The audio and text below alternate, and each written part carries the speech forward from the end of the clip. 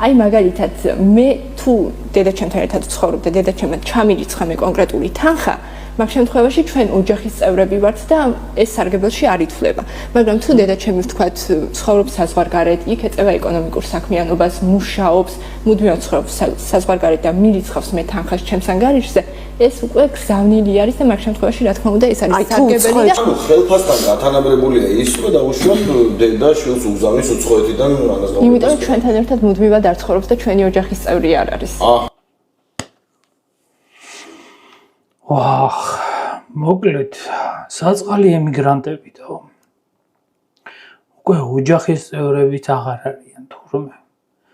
ანუ ის კი არა რომ ოჯახის წევრი როცა ერთ ოჯახში ცხოვრობდა შემოსავლელი საქართველოდან აქ იმ ოჯახის წევრს უკვე არის დაბეგრილი ან ოჯახის საერთო შემოსავლად ირთვება.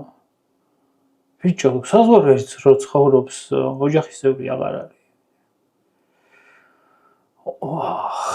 და ამათ აქვს კიდე რაღაც ოჯახზე და ოჯახის სიწმინდეზე ლაპარაკი?